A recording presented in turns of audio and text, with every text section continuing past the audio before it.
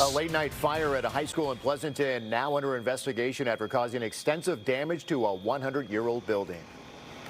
I'm glad that it was empty, and I'm glad nobody was hurt, obviously, and this did not happen during school hours, for sure.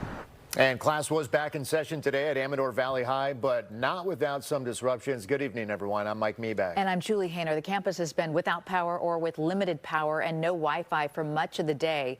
KTVU's Crystal Bailey joins us now with an update. Crystal. Well, the good news is no one was injured, and the fire happened when nothing was happening at the school. But it wasn't the only fire on campus in the last 24 hours. Officials say the small gymnasium at Amador Valley High School caught fire just before 8 o'clock Sunday night. The 100-year-old building is used for sports, after-school activities, and testing. Last night, when we saw what was happening, they said that the roof was collapsing, and all of a sudden that was really scary.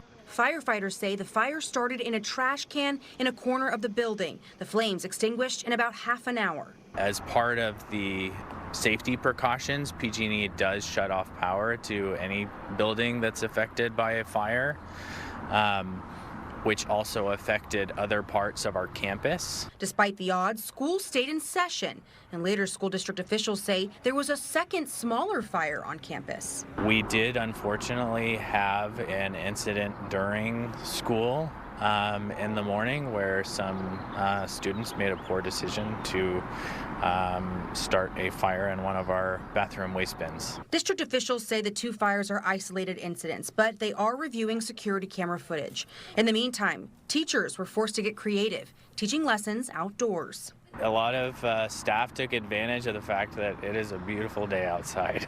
Email updates were sent to parents periodically overnight and throughout the day. They failed to mention in the email that there was no power or Wi-Fi, but school was in fact open and happening.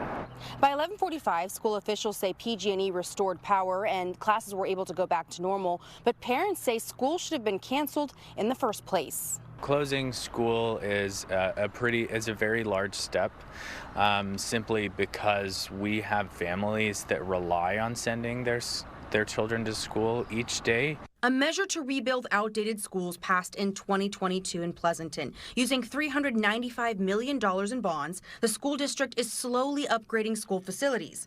And the district says old buildings like this one are on the list. And as of now, school administrators are working out exactly how to continue school activities that were supposed to happen in that old gym.